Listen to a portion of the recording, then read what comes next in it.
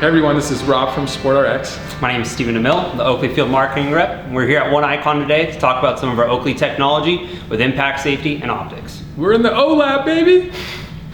So guys, over here we have two of our optical tests that we run at Oakley. Now these are not an Oakley specific test, these are actually done by ANSI. ANSI is the American National Standards Institute.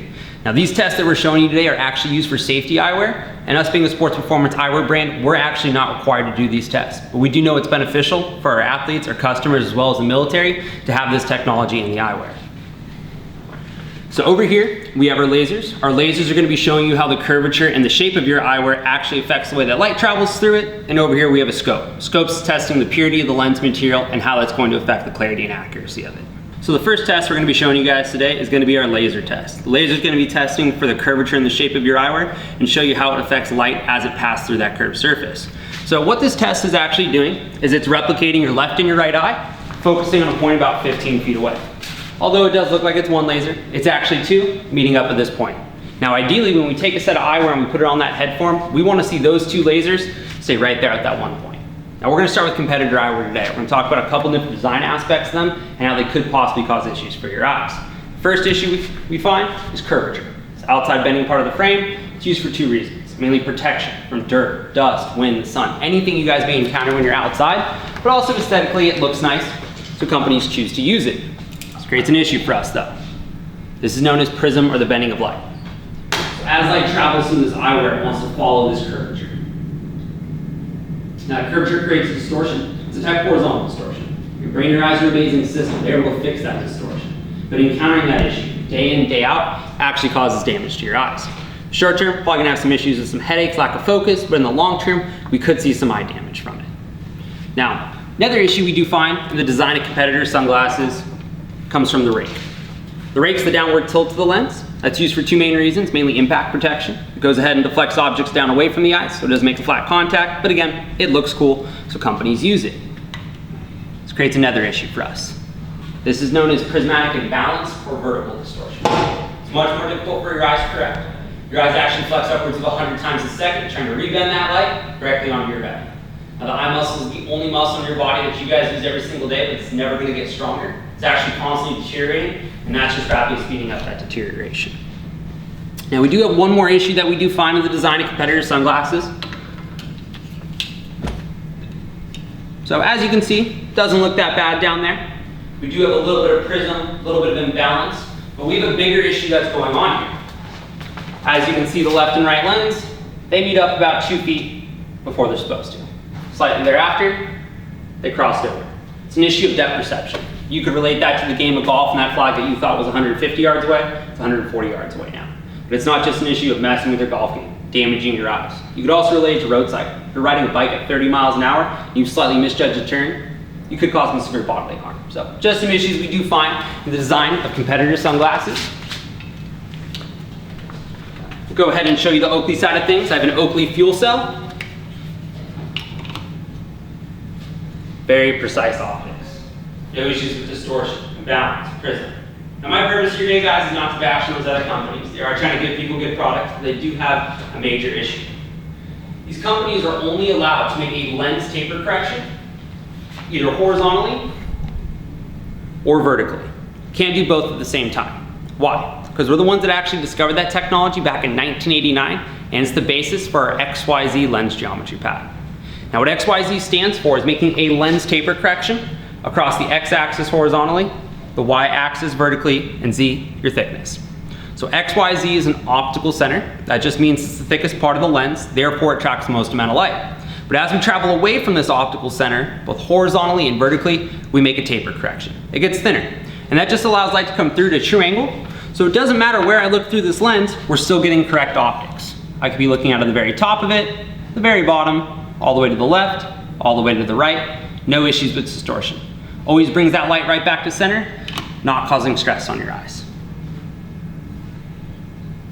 So what we're looking at right now, guys, is an NBS pattern. This is part of the scope portion of our testing. Now the NBS pattern is used by opticians as well as ANSI to judge purity of lens material and how it affects clarity and accuracy. According to ANSI, we need to see 20 lines of resolution to pass this test. Now when I say resolution, just talking contrast, I just want to see the difference between these black and these white lines. Now we also need to see that at 12, at 14 and at 17, but anything past 20 is a bonus. Test is gonna stop right here at 40. Your eyes physically cannot pick up that type of resolution. So Rob, go ahead and try on that set of eyewear. It's a competitor set of eyewear, non-Oakley, probably about $300 right off the shelf. But as you try that set of eyewear on, you look at this screen, you can see these lines right here, right? Definitely. Image doesn't really change, pretty much still the same. Vertical lines, horizontal lines, white screen, black lines. But what you were actually looking through, Rob, was that. Whoa. Now that's not what you saw, right? No. No, it's because your brain and your eyes are an amazing system. They're able to fix distortions. They Kind of fix like this. fighting the lenses. Exactly. You're making your eyes work harder than they have to. So this is a glass lens from a competitor. Now we do not use glass in any of our sunglasses here at Oakley. A lot of competitors still do. Why? Well, it's got a good scratch resistancy. It's great in RX lenses. Downside of it, it's not impact safe and it doesn't provide inherent UV protection. So what these companies are required to do is either add a coating or a filter. They're going to sandwich it between multiple layers of glass with glues and adhesives. Those glues and adhesives, along with the layering process, is going to cause those distortions that you see up there. Now this is simply just a camera system. Anything that I put in front of it shows up on the screen.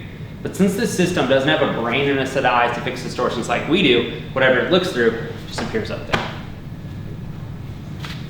Now, could not just be an issue with glass. Could have an issue with some other lens materials out there. CR39 is a very popular competitor lens material. And you can see we're still having issues with the optics up there. This could be an issue of the design, maybe not using correct geometries on the lenses. This could be an issue of manufacturing. Large majority of these companies don't make their own lenses. They have one company make a lens, one company make a frame. It's pretty hard to check the quality of your lens if you don't make it yourself. But it could just be an issue of too much heat, too little heat, dust, dirt, all throughout the manufacturing process. Polycarbonate is also a pretty popular lens material that we see from a lot of competitors. It's great in the sport world, but we still have issues with clarity in there.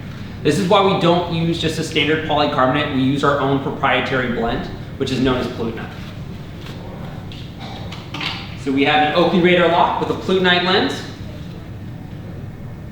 Now, image did get a little bit darker, but I can add some light in the system. Very easy to see 40 lines of resolution. So your XYZ lens geometry, your Plutonite lens material, is the basis for your HDO, high definition optics. So this is our lens material over here. It's proprietary to Oakley. It's known as Plutonite. Now Plutonite is polycarbonate. Anybody can use polycarbonate, but nobody can use Plutonite. It's patented by us. Now, this is your raw Plutonite. This is where all your lens material starts. It always starts clear. Now, one of the biggest benefits of this lens material is not just the clarity that we talked about earlier. It's also going to be the impact safety. Huge benefit as well, UV protection. So this raw clear material is actually 100% UV protected from UVA, B, and C, as well as blue light up to 400 nanometers. Now after we're done with this clear lens material, we're going to go ahead and melt it down and add small amounts of dye to it. That's how we get our base colors for our lenses. So your dark grays, your yellows, your persimmons. We go ahead and return it to pellet form. In about 45 to 60 seconds in injection molding and 500 degrees of heat, you're going to get your shields and your pucks. Every single lens you see from Oakley gets cut out of one of those two things. So all of your dual lenses, like your flak jackets, your Holbrooks, your frog skins, will all be cut out of 2 pucks. And then your shields, like your EV0, your radar locks, your M frames, will all be cut out of these singles. Now that XYZ, the optical center that we talked about earlier, it's in the same place in every single one of these pucks and shields. So if we design a new lens, all we have to do is design around that optical center. For us, I think one of the biggest differences with Plutonite versus regular polycarbonate is that they're pre-tinted before you edge them and mount them. In optics, a lot of times you get a clear lens and then you dye it and you tint it. And anytime you dye and tint things, no matter how good you are and how great your lab is and what kind of amazing coatings you use, that tint could fade, it can distort, and most importantly, it's not consistent.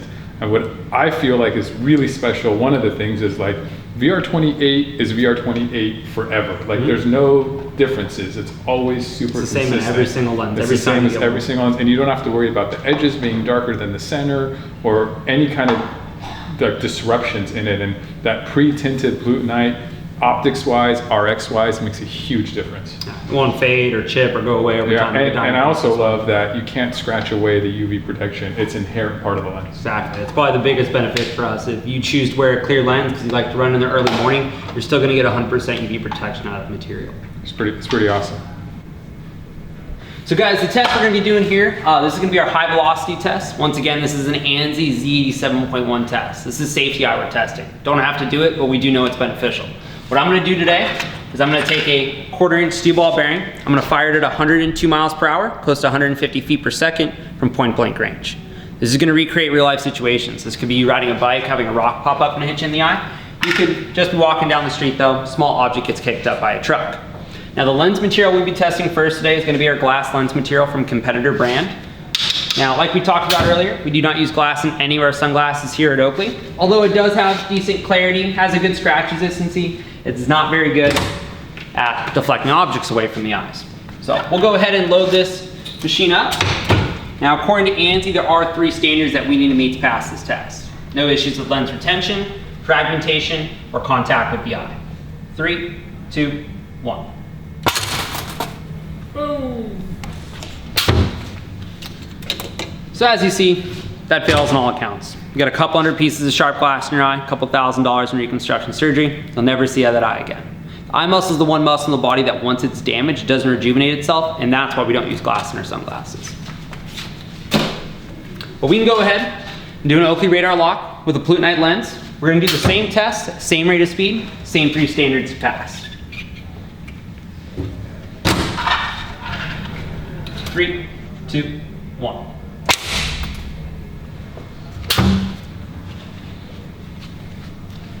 So you scratch your lens, but you're still gonna see it at the end of the day. We're gonna do it again because I want to hit the button. Oh snap! I broke them. So the second test we're gonna be doing today, this is gonna be high mass. High mass involves a large object traveling at a slower rate of speed. What we're gonna be using today is a 500 gram or 1 pound, 1 ounce steel spike that we're gonna drop from 4 feet 2 inches or 127 centimeters. The purpose of this test is to be recreating real life situations. This could be you riding a bike, misjudging a turn, taking a tree branch to the face. It could be at a t-ball game, catch a foul ball. This could also just be you sitting in a parked car, you get in a fender bender and the airbag goes off. So larger objects traveling at a slower rate of speed. The lens material we're gonna use today is CR39. CR39 is a cast molded plastic. It's one of the more popular lens materials in the world right now. Your high-end fashion designer brands like to use this, but also your gas station sunglasses use the same material. No real difference except for no branding on the side of the frame. Now, according to ANSI, we still have those 3 standards to pass today. No issues with lens retention, fragmentation, or contact with the eye. 3, 2, 1.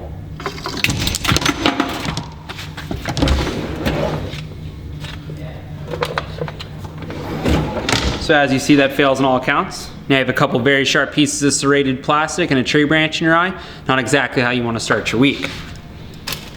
So we'll go ahead and do that same test on our Oakley radar lock. We already compromised the lens twice. We're going to show you guys some durability here today and run it through this test as well.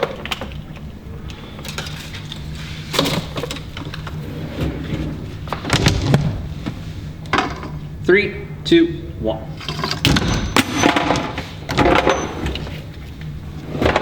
And you probably got a pretty bad headache, but you're still gonna see it at the end of the day. So we want to thank Stephen for the amazing tour of the OLab in here, and hopefully you guys now know a little bit more what goes behind the amazing Oakley glasses, the lenses, the technology, the thought. You know, it's a fun building, but there's some serious stuff happening in here. Stephen, take us out, man. Yeah guys, thank you guys for coming to check everything out today as far as the optics, the impact safety. You know, there's a lot that goes into this eyewear, and we're just kind of showing you guys a small portion today, but hopefully here in the future we'll have some more videos for you guys and showing you more of what goes on here at headquarters at One Icon. And we can do it all in prescription at SportRx, baby. Leaves that are kind of dried out and brown. You know, with like a gray tint, I really can't tell the difference. I can't see the roots, I can't see these different patches of light. Put the trails on immediately, man. I was just able to just go a little bit faster. Didn't have to think as much. Just an awesome lens for these kind of conditions, so really love it.